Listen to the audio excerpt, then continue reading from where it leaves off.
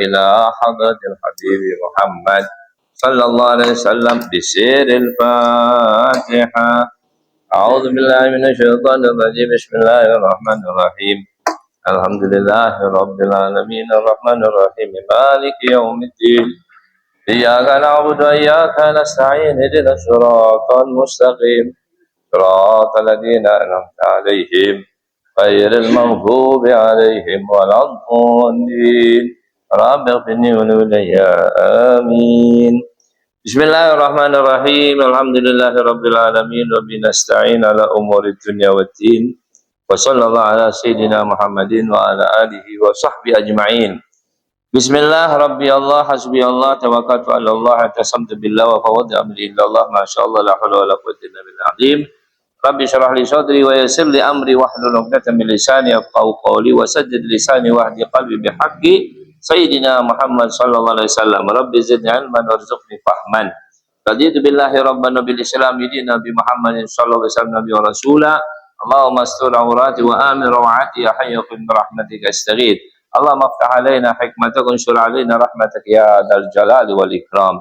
Allahumma inni astaudi'uka ma 'allamtani fardud ilayya inda hajati ilayhi wa la ilma lana illa ma 'allamtana innaka antal alimul hakim. Allahumma rzuqni fahman nabiyyin wa hifdzal mursalin wa sur'ata ilhamil malaikatil muqarrabin.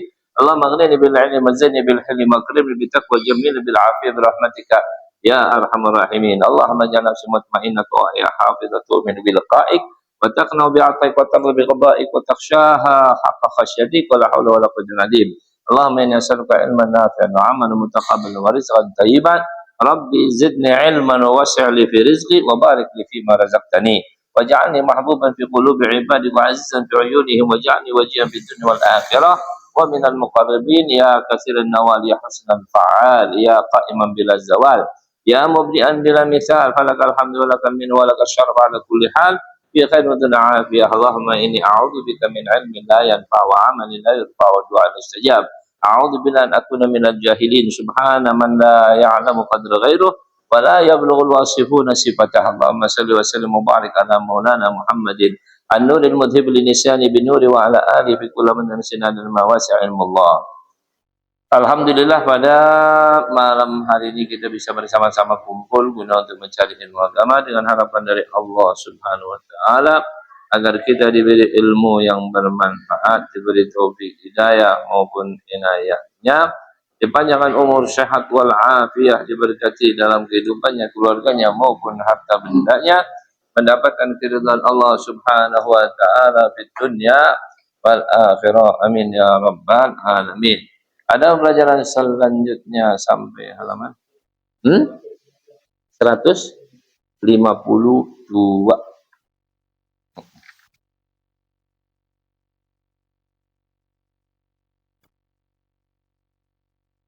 Oh, ahkamul jabirah. Ya. Ya, kita memasuki di dalam pembahasan ahkamul jabirah. Apa itu jabirah? Al-jabiratu hiya satirun 'alal 'udwi tamna'u usulal ma'i ilal basharati. Yang namanya jabirah ini dikatakan wahia satirun 'alal 'udwi. Artinya pembalut. Jadi kalau kita luka, kita patah atau apa, kadang-kadang kan kita menggunakan perban ya, orang bilang perban. Nah, jadi nanti ada perban beda, anak gipsun. Gips tahu ya? Apa sih namanya? Bukan gipsun ya. Di gips, orang dulu menyebutnya di gips. Sebenarnya gips itu gipsun sama aja tuh ya. Dari bahan yang sama gipsun itu. Itu. Kalau memang di gips ya. Kalau sekarang orang nyebutnya gipsun. Nah, di gips. Ya. Jadi ada kayak kainnya itu, terus lumurin, Yesus supaya kaku gitu. Jadi keras ya. Itu. Nah, itu biasanya kalau patah tulang. Tapi kalau luka-luka biasanya orang bilang menggunakan pembalut. Ya apa sih namanya? Kain kasar pakai apa tuh? Ya, yang biasa buat nutupin koreng, nutupin apa itu. Nah, ini di sini ada dua nih. Ada yang namanya jabirah, ya, ada yang namanya satu lagi, bukan jabirah. Itu jabirah ini satir yang menutupinya.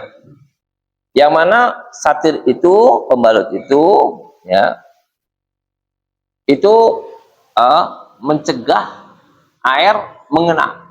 Jadi kalau kita dibalut itu atau di gipson itu, ya udah nggak boleh disiram air. Kalau disiram bahaya, bisa apa? Rusak itu ya, karena lembab dan lain sebagainya. Biasanya nggak boleh, ya.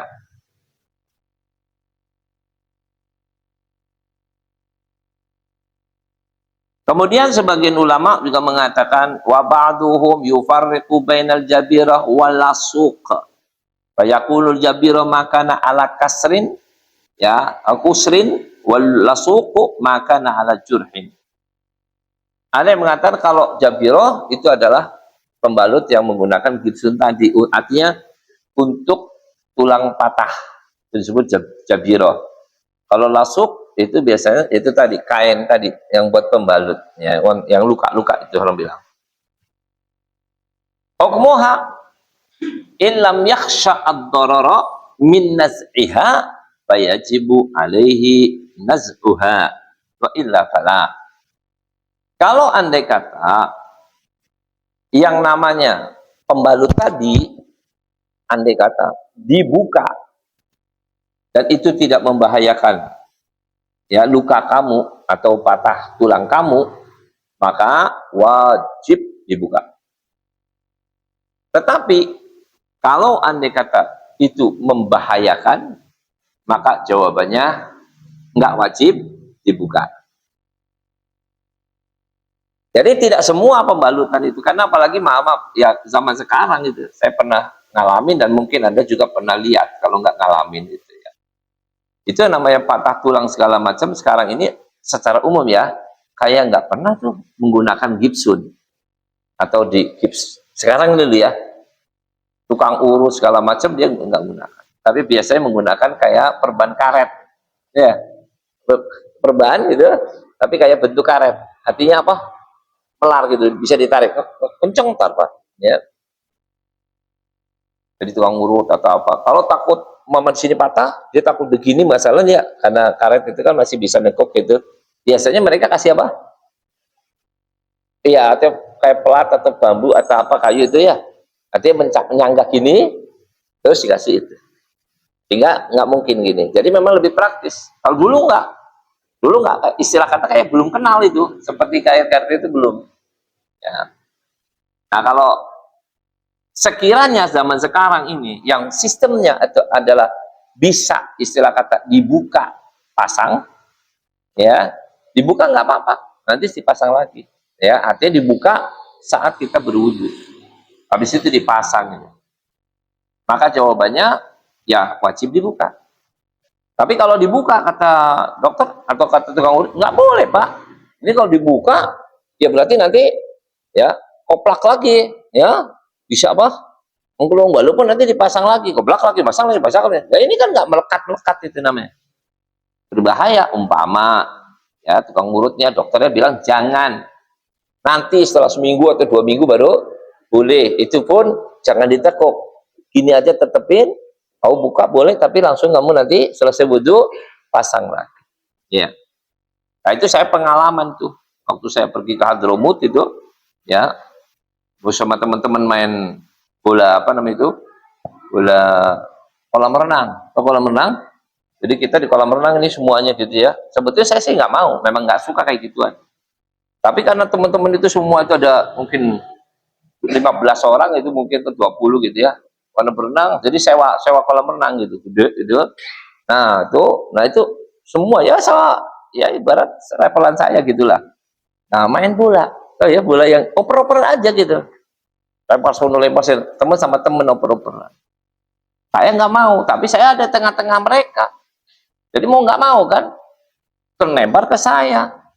Nah begitu kelempar ke saya mau nangkis, mau saya melempar bola itu, jangan kena sayanya. Saya mau gini, orang gini Pak dari sebelah sini mukul bolanya, bukan bola yang kena tang jari sini kena saya, peletek gitu Pak. Itu patah sini, ya. Itu langsung petak itu, saya udah angkat tangan udah plek, langsung saya berhenti keluar dari kolam.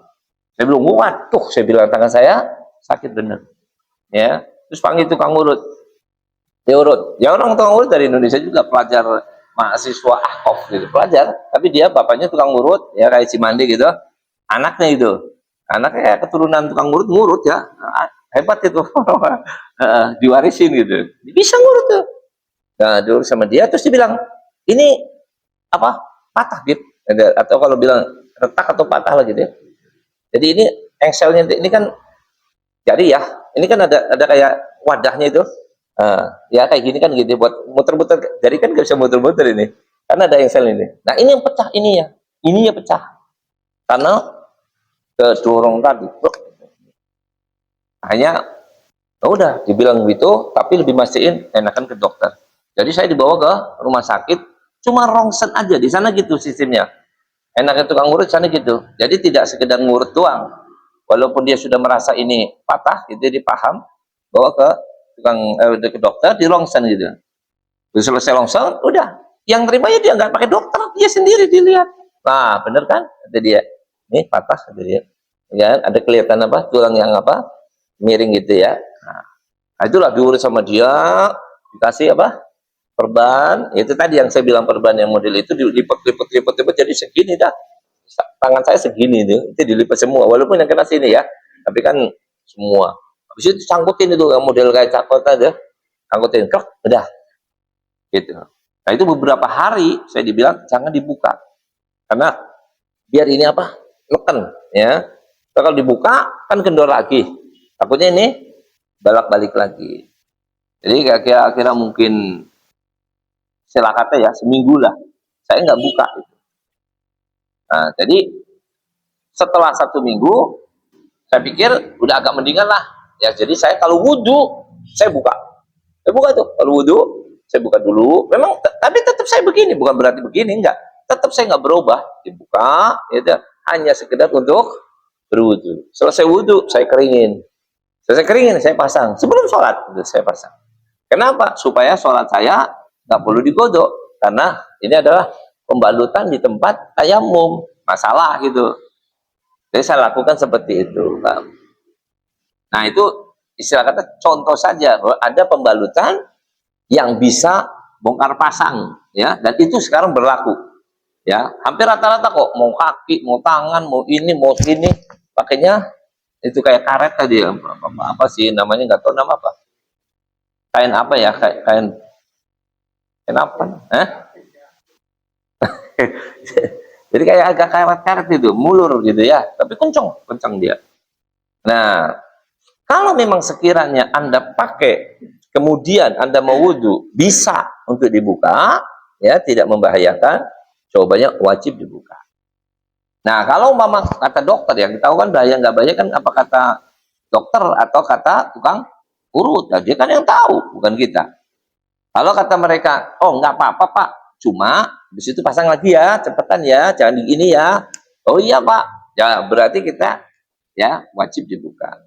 Ya, itu seperti itu. Kemudian kaifiyat wudu sahibul jabirah. Terus bagaimana tuh kalau andai kata dia mau berwudu sedangkan pada anggota wudunya, anggota wudu kena pembalutan tadi. Ya, atau kayak gipsun tadi tuh, ya. Bagaimana cara wudunya? Yang pertama, satu, an yatawaddau hatta yasila ilal udwi alladhi alaihi as-satir. Yang pertama adalah kita berwudu seperti biasa ya, di mana tempat-tempat yang enggak ada pembalutannya tadi atau tidak ada gipsunnya. Ya kita wudu, umpama ada di tangan ya. Ya berarti waktu muka ya wudulah seperti biasa, muka. Kemudian ke tangan, ya. Tangan ini aman, ya semua siram. Yang ini bagaimana? Oh, yang ini mana nih? Sampai ke sini, Pak. Ya, ke sini udah ada pembalutan ini. Sini enggak sih? Nah, jawabannya yang ini ke sini wajib disiram. Ya. Yang ini juga wajib disiram, dikenain air tersebut. Nah, yang bagian sini ya jangan. Ya, sesuai dengan adanya pembalutan. Jadi bukan berarti satu tangan nggak usah disiram, enggak, tetap wajib disiram, wajib diwuduin pakai air, kecuali tempat yang mana di situ ada pembalutannya yang tidak boleh kena air. Kemudian ia tayammamu anil jarih. Kemudian setelah itu berhenti bertayamum. Ya. Jadi karena itu tangan, nah jadi Anda bisa melakukan yang pertama itu muka, basuh. Yang kedua, pilih. Mau tangan dibasuh dulu, ya. Sekarang kan habis muka, tangan kan? Mau dibasuh tangan dulu dengan air, sampai sini enggak usah, atau enggak usah dibasuh dulu. Ya, tangannya enggak setelah muka, tangan enggak usah dibasuh. Anda boleh milih, mau dibasuh dulu, terus tayamum, atau tayamum dulu, terus dibasuh. Dua-duanya boleh.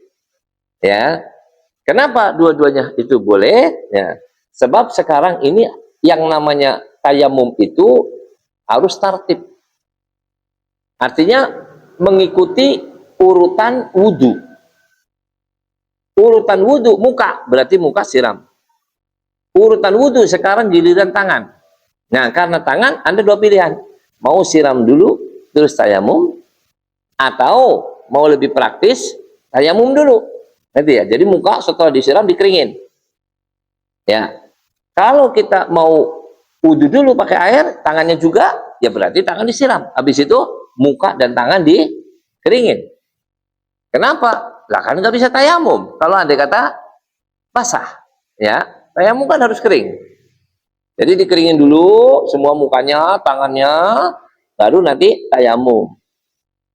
Apa urusannya tayamum dengan mengeringkan? Satu, memang nggak bisa tayamum pakai basah, nggak bisa.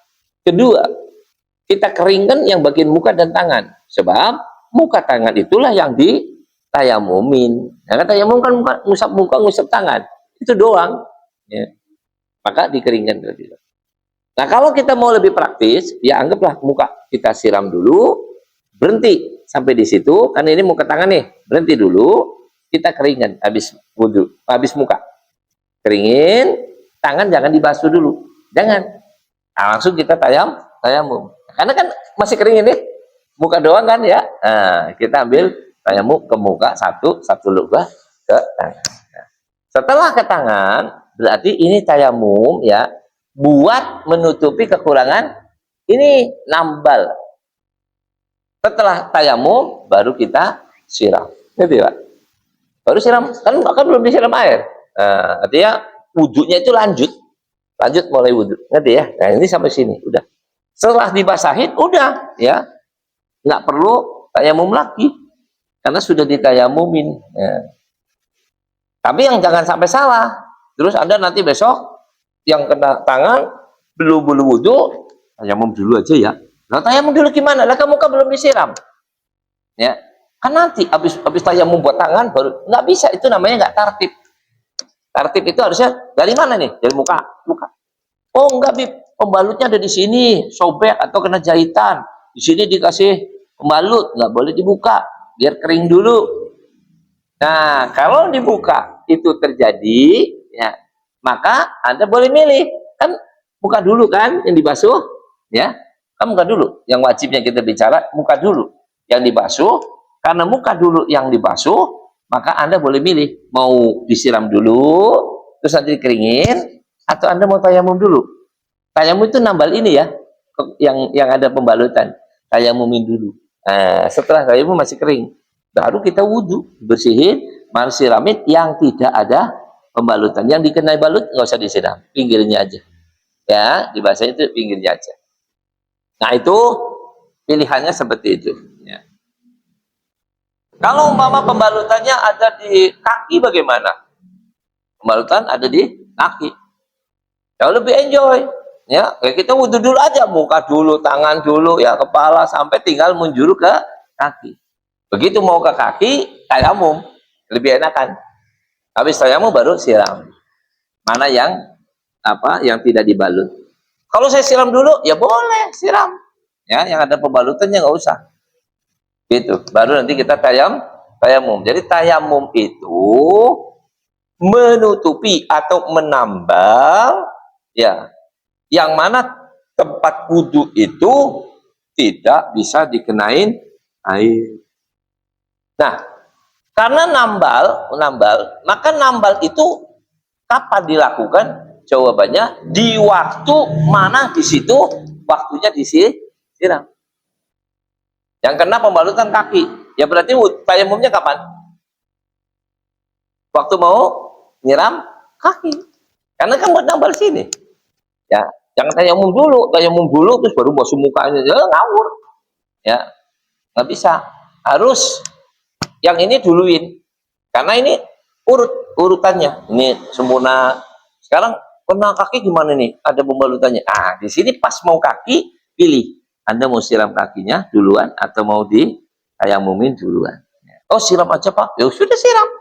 Selesai siram, ini belum dikenai nih Pak. Ya udah, sekarang pakai tayamum.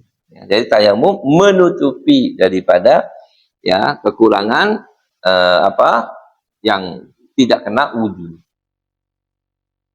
Kemudian yang ketiga, yaghsilu sahiha minal udwi. Fal afdalu kama huna yu'akhir al-ghusl an tayammum likayuzil al-ma' athar turab. Ya sama kayak tadi.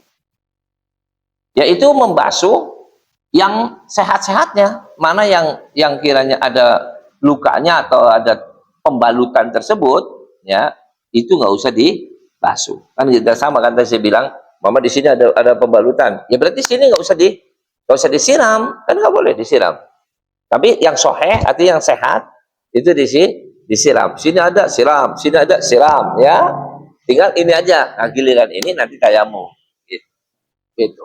Yang afdol katanya ulama, ya, yang bagusan itu tayamum dulu, baru nanti disiram. Kemudian yang ketiga, an yamsahabil ma'i ala satiri alladhi alal jurhi, ya wujuban. Wa amma idza kana biturab fayamsahu nadban. Yang namanya pembalut itu Pak, ya, kan ada perban di sini ya. Maka kita yang kita basuh, siram, itu kan yang sehat ya. Yang sehat kan sini ini boleh siram. Ini boleh siram. Lantas ini pembalutnya diapain? Jawabannya diusap. Gitu ya, pakai air. Bukan disiram ya. Ambil air, cuma usap aja. Ngerti ya? Nah, jadi waktu kita masuk sini, selesai membasuh, ambil air lagi terus ngusap. Nah, diusap. Usap artinya pakai air.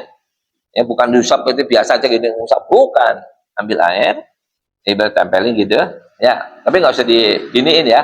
Ambil aja udah, basahkan tangan. Ini namanya ngusap. Nah, yang ada pembalut. Ya. Itu wajib harus. Jadi setelah air, kemudian yang membasuh semua yang soheh, yang sehat, kemudian yang ada pembalut itu diusap pakai air. Ya, ini hukumnya wajib. Nah, adapun di dalam bertayamum ini, bagaimana kalau tayamum? Tayamum jawaban, ya sama aja, ambil debu gini, plok, muka dulu, plok, tangan kan gitu kan, satu, yang ini, kan gitu ya. Ya. Jadi waktu yang ini pembalutnya diusap apa enggak? Jawabannya sunnah. Ini artinya diusap aja gini, ya sunnah. Andai kata pun tidak diusap, cuma sini doang gitu, ya, yang ditayamum itu ya, usapan ini nggak dikenain, nggak apa-apa dalam bertayamum, bukan dalam berwudhunya, ya, ada debunya itu. Tapi yang lebih enak ya udahlah semua aja, cuma ngusap gini doang, nggak apa-apa kan, asal numpang lewat aja. Nah gitu. Kemudian yang kelima, yukmila mabakya minal wudu'i. Selesai kita ya pembasuhan dan tayamum di tempat yang itu yang kena pembalutan, ya kita lanjut pada bidangan yang selanjutnya. Habis tangan apa? Kepala. Ya udah kepala lanjut wudhu biasa. Ya, kuping mama. Habis itu kaki siram ya, seperti biasa. Gitu. Jadi dimulainya wudhu itu seperti biasa. Kemudian di mana ada pembalutan kita bertayamum. Setelah bertayamum seperti biasa, kemudian kita basuh seperti biasa. Yang mana ada pembalutan, nggak usah disiram, cukup diusap saja. Ya pakai air tadi. cukup diusap. Dari sini siram, yang ini ambil air, ini.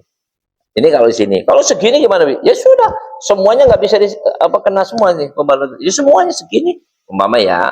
Ya sudah segini. Berarti nggak usah disiram. Dong, pembalut semua. Ya, maka cukup mengambil air diapain? Usap aja gini. Gitu. Yang ada pembalutannya gitu. Kemudian diterangkan lagi di bawah. Kaifiyatu ghusli sahibul jabirah. Bagaimana caranya mandinya yang kena pembalutan? Yatakhayyaru baina an yuqaddimal ghusla awalan aw tayammuma. Wal afdalu tayammumu ya taqdimu tayammumi liyuzilal ghuslu asarat turab. Sekarang kalau tadi kan bicara ada pembalutan dikarenakan wudhu ya, selesai udah. Kan kalau mandi wajib gimana? Saya mau mandi wajib, tapi ada pembalut. Ya mau di muka, kayak mau di tangan, kayak mau di kaki, kayak mau di... Namanya mandi wajib kan seluruh sekujur tubuh.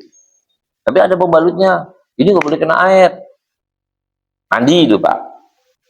Wajib. Ya. Maka di saat kita akan melaksanakan mandi wajib, perhatikan baik-baik. Beda antara wudhu dengan mandi wajib. Kalau wudhu Pak, itu ada anggota wudhunya. Dan anggotanya itu mencar-mencar, misah-misah. Muka, ya kan? Tangan. Kan lompat dari muka ke sini, nggak nyambung ini. Kemudian muka leher itu baru nyambung. Ini muka doang, terus tangan, lompat lagi ke kepala, lompat lagi ke kaki. Ya. Kalau kuping kan tadi bilang sunah-sunah ya. Ini hitungannya ibarat yang wajibnya dulu. Jadi anggota wudhu itu adalah pembasuhan muka, tangan, ke kepala, kaki. Itu namanya wudhu, ya. Nah, kalau namanya lompat-lompat seperti itu, artinya ada beberapa poin-poin dalam berwudhu, ya, maka ditentukan di sini adanya tartib. Tartib itu apa? Berurut. Muka dulu, baru kita basuh dua tangan, baru kepala, baru kaki. Ya, itu tartib urut-urut. Nggak boleh. Mau wudhu, cuci kaki dulu aja. Nih, cuci kaki buat wudhu, ya. Habis itu, mama, tangan dulu. Habis itu muka. Terus kepala terakhir. Nggak boleh, nggak sah. Harus benar-benar tartib. Muka, tangan. Tapi kaki udah dibasuh gimana? Nggak kehitung. Walaupun itu udah basuh kaki, tetap nggak kehitung. Harus diurut. Dari muka, tangan, kepala, ya. Kemudian ke kaki. Ya, itu namanya tartib. Nah, karena ada tartib, ya, ada tartib karena itu ada bilangan anggota gitu, anggota wudhu. Maka pada saat kita mau bertayamum, tayamum itu harus dilakukan di mana di situ adanya pembalutan. Pembalutan di muka, ya berarti urusan muka nih. Pembalutannya di tangan, ya berarti nanti di tangan. Mukanya gimana? Duluan muka. Muka terus baru tangan. Oh, pembalutannya ada di kaki, ya ke kaki. Mau wudhu, pembalutannya ada di perut, ya nggak ada masalah, itu nggak ada urusan. Ya, artinya tidak perlu untuk apa namanya itu tayamum. Nah, ya apa mau tayamumin? Mungkin mau basuh muka, basuh tangan, tetap semua anggotanya wudhu dibasuh. Nggak perlu tayamum. Oh, nggak dibalutnya di perut, kayak ibu-ibu sesar, ya kan? Kan berarti kan perutnya doang. Umpama ini ya nggak boleh kena air atau apa, ya nggak masalah, wudhunya normal gitu. Nah, apa bedanya dengan apa mandi wajib? Kalau mandi wajib, ini yang bedakan nih, itu anggota. Saya mau nanya aja dulu deh, anggota wajib mandi wajib ada berapa? Mandi wajib ada berapa anggotanya dalam tubuh ente? Ente kan mandi wajib, apa nggak pernah mandi wajib? Apa belum? Udah kan? Ya udahlah, punya bini, punya apa ya? Berarti ada mandi wajib. Nah, Anda kan mandi kan? Nah, pertanyaannya, berapa anggota wajib mandi wajib? Berapa anggota pada tubuh Anda? Anggota mandi wajib ada berapa? Oke, masih bingung? Pertanyaannya. Orang kalau mandi wajib, mana yang dimandiin? Apa yang dimandi? Yang dimandi itu mana? Orang mandi wajib. Yang disiram itu yang mana? Nanti mandi kok, masa nggak tahu? Hah? Apa? Ingat, sekujur tubuh. Ya kan? Nah, semua itu Pak, berarti cuma anggotanya satu, yaitu sekujur tubuh. Paham nggak? Dari ujung kepala sampai ujung kaki itu wajib dikenakan air semuanya. Ya, ini ujung kepala sampai ujung kaki itu dihitung berapa anggota? Satu. Karena sekujur tubuh.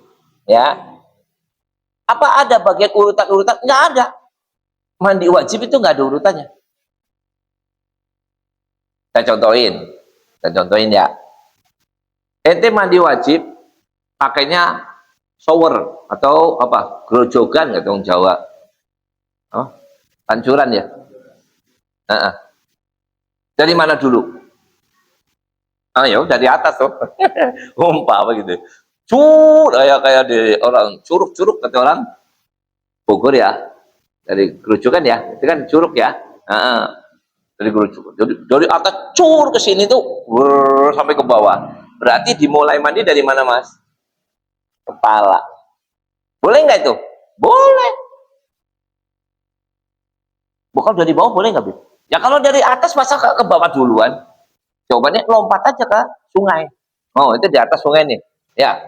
Karena ini ada sungai atau kolam atau apa. Itu mau berenang. Artinya mandi wajib. Niat mandi wajib. Udah, saya niat mandi wajib, lompat. Kaki dulu, Pak. Umpama ya. Kan kaki ya. Belum sampai cemplung sampai tenggelam. Ya, boleh nggak? Boleh. Ya. Jadi dimulai dari atas boleh. Dari bawah boleh. Karena itu dihitungnya apa? Satu anggota tubuh. Oh, kalau gitu saya mandinya gini aja, Bib. Lompatnya gini. Oh, jadi bukan kepala dulu, bukan kaki dulu, tapi badan duluan. Coplok gitu. Bawa. Boleh nggak? Ya boleh. Dari mana saja. Mau lompat duduk ya tetap dari pokok. Boleh. Makanya Anda mandi wajib mau dimulai dari mana, boleh. Ya, mau dari kaki dulu siram cebok sampai ke sini ya. Habis itu nanti ke atas ini, habis itu nanti ke atas, silakan. Mau dari gerojokan atas ini. Ini kita bilang bolehnya ya Pak ya. Soal mana sunnahnya itu lain. Itu sunnah itu urusan beda dengan kalimat dibolehkan. Ya, boleh gitu. Nah kalau nanti sunnahnya tuh nanti dari sebelah kanan dulu, sebelah ini, terus ke kiri ya. Kalau nanti ke atas, nah itu beda. Kita tidak bicara masalah istilah kata kesunahan, tapi kebolehannya. Jadi orang mandi wajib, umpama nyuci tangan dulu boleh nggak? Boleh. Saya contohin ya. Saya kalau mandi wajib, lihat dulu. Kalau saya mandi wajib pakai ember, atau ember di rumah saya itu kamar-kamar mandi rata-rata di rumah saya itu pakainya ember. Kenapa? Kalau pakai bak itu susah ngurasnya Pak. Kalau ember kan gampang itu ya, ember gede itu ya. Ya bukan gede banget sih. Yang berapa sih segini? Ini pokoknya. Ya, ini Pak Haji nggak datang di sini kalau Pak Haji itu jualan. 30 itu ya, segini Pak ya. Yang lumayan gitu, kecil banget ya enggak, bukan yang segini bukan. Tinggi ya. Nah itu saya taruh ada ibaratnya di kalau kamar mandi kayak gini, ini atas ini 20 cm biasa saya naikin. Ya, supaya agak tinggi ya supaya tinggi dikit, nah naikin ya embernya nanti di atasnya tuh, terus ada keran gitu. Nah kalau saya mau mandi wajib, kebiasaan saya karena pakai ember kan berarti tangan saya kan gini cemplung kan ya, maka saya ambil pakai kayu tangan kiri ya, ambil saya ini kan ambil embernya, ini embernya ya, ambil kayu supaya nggak balik, ngerti ya, saya siram dulu sebelah kiri, ngerti ya, kanan saya siram tangannya doang dari sini. Saya siram, taruh, gosok. Ngerti ya? Siram lagi, gosok lagi, siram lagi. Udah, yang satu tadi siram. Berarti tangan saya sudah dimandiin wajib. Sudah selesai 3 kali. Jelas? Jadi pada saat nanti saya ambil gayung, tangan saya kena masuk ke ember, segala macam aman. Kenapa? Lah kan udah dimandiin. Tidak merubah air menjadi mustakmal. Kan itu kan satu ember kan kecil, Pak. Nggak nyampe apa? 2 kulah. Nggak nyampe. Paling berapa liter, ya kan? Nggak nyampe gitu. Artinya masih hitungannya sedikit. Jadi kalau gitu menghati-hati, jangan sampai tangan saya waktu mandi wajib nyemplung di situ. Itu, Pak. Nah, tapi bagaimanapun tangan saya masih nyemplung. Ngambil gini, kan gitu ya. Kalau enggak kan susah. Jadi saya mensolusikannya, ambillah itu pakai tangan kiri, ngambil doang, ya. Terus kita niat mandi wajib. Saya siram perut, taruh, gosok. Siram lagi, terus gosok lagi. Siram lagi, gosok lagi. Udah, ya kan? Ini berarti sudah aman. Ya. Waktu ngambil, kalau tangan saya kena gimana, Bib? Ya nggak apa-apa, kan cuma ngambil doang. Kan belum mandi wajib. Mandi wajib kan di sini, pertama kali. Halo? Paham nggak? Ini gayung. Nah, ini ember. Ada airnya penuh. Saya umpama nih, gayung masukin. Tangan saya kena. Nanti, yang ini nih, tangannya masuk ke nyentuh. Orang bilang masuk itu nyentuh ke air. Saya ambil satu gayung. Pertanyaannya, saya udah niat mandi wajib belum? Belum. Belum, baru ngambil doang. Jelas ya? Terus saya siram mulai. Saya niat mandi wajib. Nah ini baru nih. Nggak ada urusan dengan ini. Udah selesai nih, udah diambil. Siram, saya taruh, saya gosokin, ambil lagi, siram lagi, saya taruh, gosokin lagi, ambil lagi, saya gosokin. Udah, berarti ini sudah dimandi wajib belum? Sudah. Ini tok. Lah tubuh kan harus semua. Ini baru segini. Ya. Pindah tangan. Ngerti, Pak? Ini sudah belum? Belum. Nah sekarang saya ngambil air di ember lagi, kan gitu. Nah pada saat ngambil, kena nggak tangan saya umpama lah, kena kan? Nah, kena nih. Apakah kena ini berarti merubah air ini? Jawabannya tidak. Kenapa tidak? Jawabannya sudah di mandi wajibin. Yang ini sudah dimandi wajibin. Yang ini nggak boleh. Nanti ya. Kalau umpama saya ngambilnya pakai kiri lagi, udah diniat di sini, terus pakai kiri. Lah berarti kan ini kalau kena air berarti apa deh? Mandi itu namanya. Ya, sekujur tubuh kita kalau sudah niat mandi wajib, kena air berarti itu deh mandi wajib itu. Mau anggota yang manapun, ya. Nah, kalau kena airnya di ember, berarti embernya airnya mustakmal, ya. Kecuali ulama mengatakan kalau susah ya, jawabannya niatul istighraq. Istighraq itu apa? Cuma numpang ngambil. Boleh niatul istighraq. Nah kita anggaplah nggak usah pakai gitu-gituan. Kalau paling aman-amannya gitu, ambil dulu pakai tangan kiri gitu ya. Air pada saat ngambil pada mandi pertama itu mewajib mandi, ambil tangan kiri. Walaupun tangan kiri saya menyentuh, mengena ya ke ember tersebut, ke air tersebut, tidak mempengaruhi air itu. Kenapa?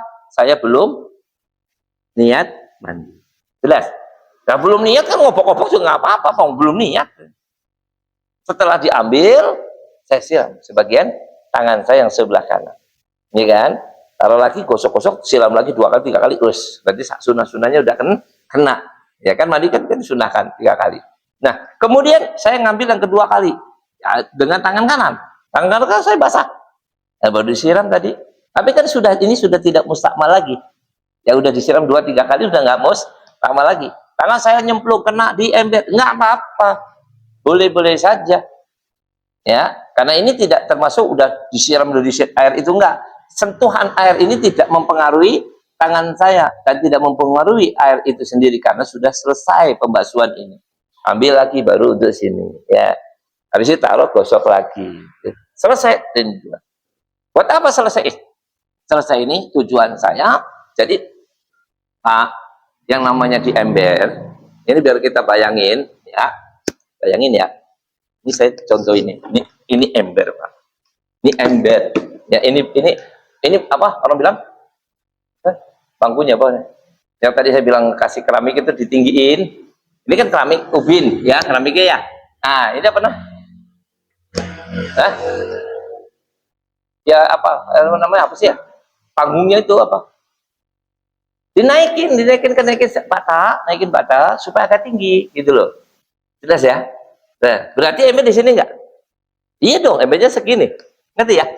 Nah, saya kalau mandi kan begini, Pak. Ini kalau pakai ember loh ya.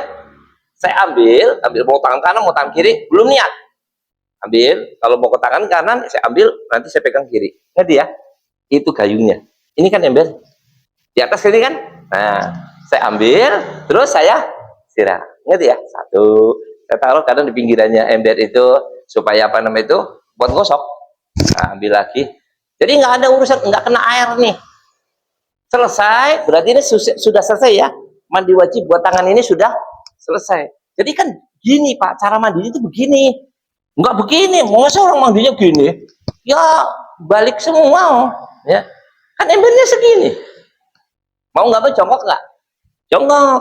Itu saya gitu, jongkok. Makanya embernya saya kasih pangku sedikit, pakainya cor-coran gitu ya, pakai tembok gitu ya.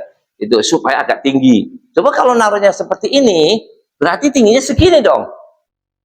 Ya, nah tinggi segini kan walaupun saya nyiram kita takutnya kan gampangnya lebih tinggi dari itu. Orang barang lebih tinggi kan lebih gampang muncrat. Tapi kalau ini di atasnya, saya siram ini, saya muncratnya ini ke sini gitu.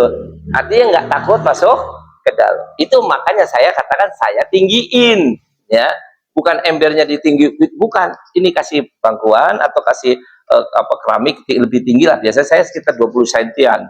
Itu baru naruh ember, atau 15 cm baru nanti taruh ember gitu. Jadi ember agak tinggi gitu. Nah, saya kan waktu mandi karena pakai ember, jongkok nggak? Ya jongkok. Masa berdiri?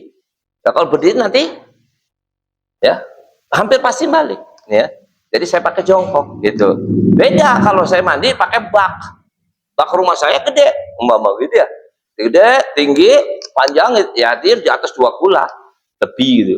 Jadi saya mandi ambil berdiri jempur. Ya iyalah nggak apa-apa, aman-aman aja, biar nyipret-nyipret juga aman-aman aja, baknya gede ya. Tapi kan saya bilang andai kata pun ada paling cuma 1 bak doang, itu saja khusus gitu. Sisanya secara kamar mandi semua itu sepondok itu nggak ada yang pakai bak, semua pakainya ember.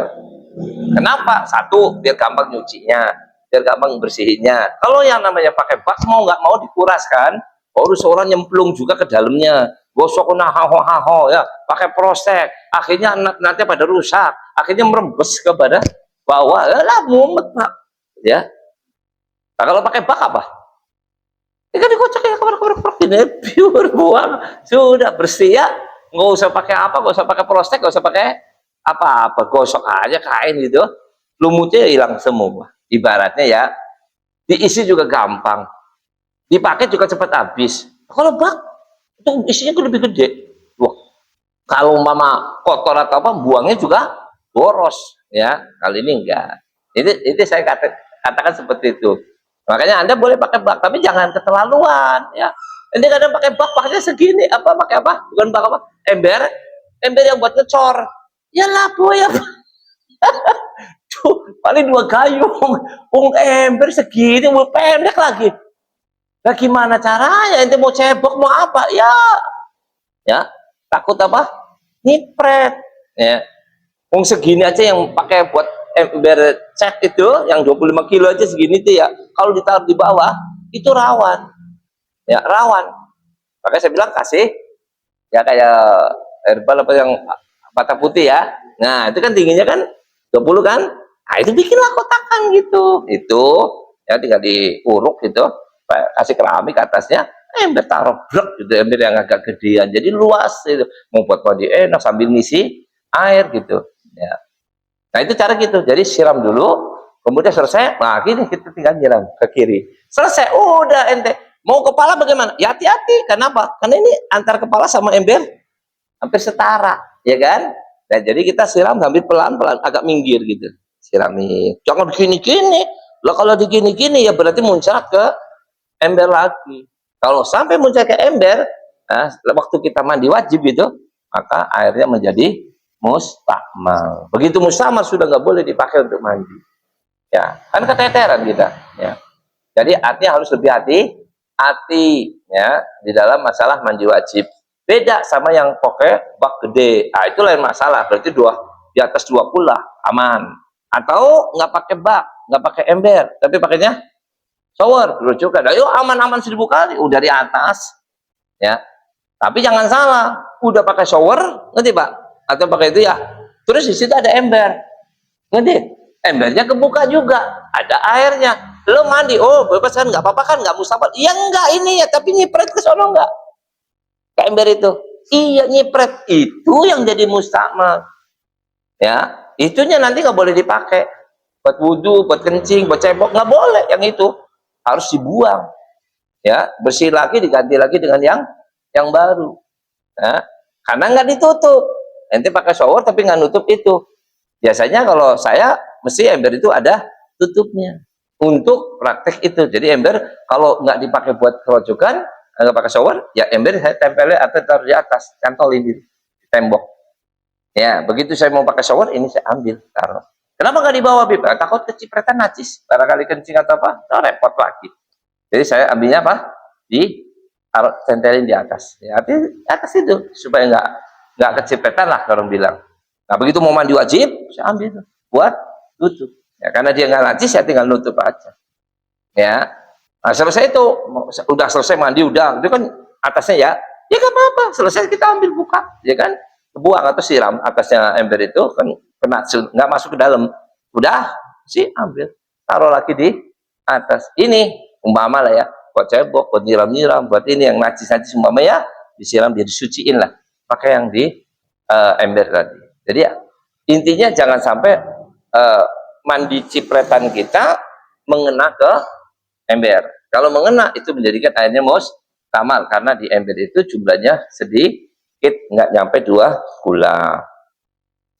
Jadi kembali lagi, yang namanya mandi wajib itu ya, itu sekujur tubuh dihitung 1 anggota.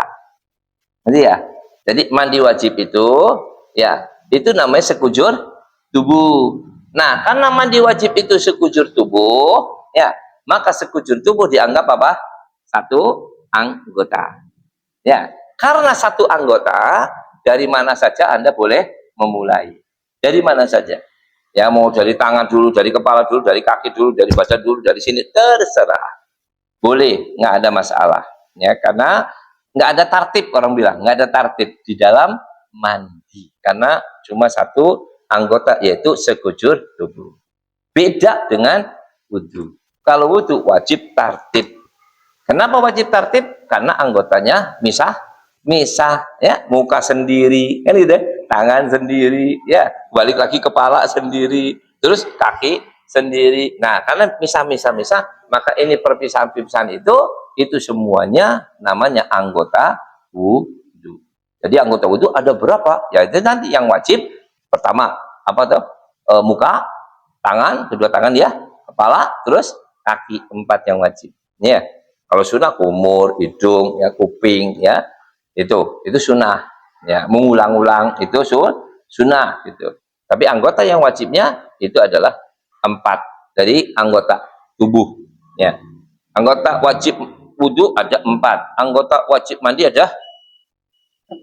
Nah, ya kan? Ya karena ada 4 berarti ada urut, ada 1, 2, 3, 4. Itu namanya 1, 2, 3, 4 harus urut. Mana duluin, ya. Pertama muka, ya berarti muka dulu, nggak boleh tangan dulu, ini nggak boleh, muka. Terus kalau basuh tangan, sunnah. Itu mencuci tangan itu sunnah. Kita bukan bicara yang sunnah, kita bicara yang rukun, ya, yang wajibnya. Itu muka dulu, kemudian 2 tangan dari siku sampai ke bawah, kemudian sebagian kepala, kemudian kaki, ya, sampai mata kaki. Nah, itu yang wajib untuk dibasuh. Nah, karena itu ini berurut, maka wajib tartib. Ya, dari muka, tangan, kepala, kaki. Nggak boleh dilompatin, nggak boleh dibolak-balik, nggak boleh. Wajib tartib. Tapi kalau mandi, enggak. Mandi itu dari kepala sampai kaki 1 anggota badan. Ya, jadi sekujur tubuh anggota badan. Jadi yang dimandikan ya sekujur tubuh. Sekujur tubuh itu berapa? 1. Ya. Tapi kalau anggota wudhu ada berapa tadi? 4. Tuh beda kan? Karena 1, ya 1 ini sekujur tubuh, maka dari manapun ente mulain nggak apa, boleh. Terus ya, boleh gitu. Nah, kemudian Dikatakan di sini, ya, wa kaifiyatu ghuslu sahibul jabiro. Bagaimana kalau mandi wajib? Ya, mandi wajib kalau tadi tayamum. Apa namanya itu? Berwudu. Yatakhayyaru an yuqaddima al-ghusla awwalan au tayamum. Saya mau mandi wajib nih, Bib, tapi saya ada pembalutannya. Mau di kaki, mau di badan, di perut. Karena mandi wajib kan sekujur tubuh. Jadi dimanapun anggota badan kita, kalau yang namanya ada pembalutan, ya berarti harus tayamum. Karena mandi. Kalau wudhu beda. Kalau wudhu, kalau di anggota wudhu ada pembalutan, baru nanti ada tayamum. Nah, sekarang mau mandi. Pembalutan umpama di perut, Anda atau di dada, atau di paha, atau di kaki, atau semua itu pembalutan yang tidak boleh dikenakan air, berarti wajib bertayamum, ya, menggantikan air. Nah, karena menggantikan air, yang menjadi pertanyaan, mana yang duluan? Kan berarti saya wajib membasuh dan wajib bertayamum. Apakah mandi dulu sampai selesai, kemudian yang nggak kena itu baru kita tayamum, ataukah tayamum dulu baru kita orang mandi? Jawabannya yang afdol itu adalah tayamum terlebih dahulu. Dan itu paling enak. Belum kena air, belum basah, belum apa, sekujur tubuh kita, tapi ini mandi ya, bukan wudu. Saya bilang mandi. Maka apa? Ambil dulu tayamum, ya. Ini perut saya ada pembalutnya, Bib. Gak bisa kena air, atau di dada, atau di mana. Ya sudah, ambil dulu tayamum. Selesai tayamum, udah, baru ente mandi. Yang nggak boleh kena, ya, nanti tinggal diusap, sama selesai, udah selesai tayamum, udah, ya kan. Kemudian kita mandi, mana yang nggak boleh kena air, kita cuma numpang mengusap saja. Ya. Kalau saya mandi dulu, kemudian tayamum boleh, cuma repot. Repotnya kenapa? Orang tayamum itu nggak boleh kena air. Berarti nanti mau nggak mau harus diapain? Keringin dulu mukanya, keringin dulu tangannya, kan berapi, ya, berapi. Yang lebih enak, lebih gampang, ya, tayamum duluan. Ini kalau sifatnya untuk mandi wajib.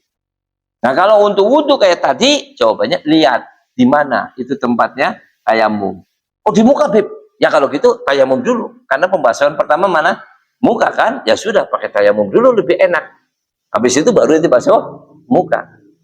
Oh, tapi tangan, Bib. Nah, kalau di tangan, ya mau nggak mau basuh muka dulu. Habis itu keringin. Ya, baru kita tayamum. Habis selesai itu tayamum, baru kita basuh tangan kita sama mengusap yang mana ada lukanya tersebut. Ya. Kalau di kaki, ya kita berarti tayamum, wudhu dulu, muka dulu, tangan dulu, kepala dulu, gitu ya. Tinggal mau kaki berhenti, baru kita tayamum. Selesai tayamum, baru kita siram kaki kita. Nah, kalau mau siram dulu, nanti tayamum terakhir, ya boleh. Ya, boleh. Mana yang didulukan? Boleh. Tapi ulama lebih mengutamakan tayamum, kemudian berwudu. Ya, itu seperti itu. Maka dikatakan di sini, wal afdalu, kan dari kitabnya itu, wal afdalu takdimut tayammumi liyuzilal ghuslu atharat turub. Ya. Kemudian selanjutnya, al-hukmu idza arada an yusalliya fardan akhar wa huwa ala tuhrin min qabli. Bagaimana? Ya, orang yang menggunakan jabirah ini, ya, setelah dia selesai berwudu, selesai tayamum gitu, kemudian dia mau sholat lagi, sholat wajib ya, atau sholat sunnah. Nah, sedangkan dia belum batal. Bagaimana hukumnya? Apakah boleh? Ya, tayamum tadi yang kita wudu, terus ada tayamumnya, apakah boleh langsung kita sholat lagi yang kedua kalinya? Tadi sholat maghrib kan? Umpamanya tadi sholat kita wudu benar, kemudian pakai tayamum, karena ada tayamumnya kan dia. Nah, kemudian sudah sholat maghrib, sholat sunnah, sekarang mau sholat isya, apakah boleh dengan wudu yang tadi, dengan tayamum tadi, ya, dipakai buat sholat isya kita, atau tidak boleh? Apakah boleh pada saat kita sholat maghrib, setelah sholat maghrib kita sholat sunnah ba'diyatul maghrib dan lain sebagainya, sholat sunnah-sunnah, apakah boleh dengan wudhu tadi, dengan tayamum tadi, atau tidak boleh? Jawabannya apa? Hah? Yang akan datang, ya, yang akan datang aja ya, yaitu al-hukmu tidak aroda an yusalliya fardhan akhar wa huwa ala tuhrin min qabl.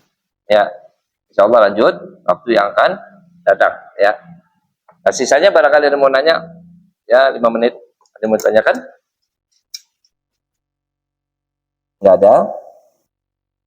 Ya, kalau nggak ada saya cukupi dulu. Insyaallah kita lanjut waktu yang akan datang. Bismillahirrahmanirrahim. Rabbana anfa'na bima 'allamtana, rabbi 'allimna alladhi yanfa'una, rabbi baghina wa baghi ahlana wa qarabatina fi dinina. Ma'alikudil unta wa dakar, rabbi wafirna fiqum dima, tatadi qawlan fi'lan karama, warzuqil kulla halalan daima, wa akhillati ulama, nunda bil khair wa nufa kulla syar, rabbana wa filana kulla syurun, wa rabbil inna min kaluyun, wa qdi anna rabbana kulla tuyun, kata wa salatullah litarshal mustafa aminal haqi ta'ana wal waba bi kitabin fi wa ala al-halil karam syurafa wa ala sahbil masabihi surat Allahumma hadina waj'alna mimman tushadu fiqaq wa la tuwallina waliya siwak wa la taj'alna mimman qala ma amraka wa hasab hasbunallahu wa la hawla wa la quwwata illa billah wa sallallahu ala sayyidina Muhammadin wa alhamdulillahi rabbil alamin. Assalamualaikum warahmatullahi wabarakatuh.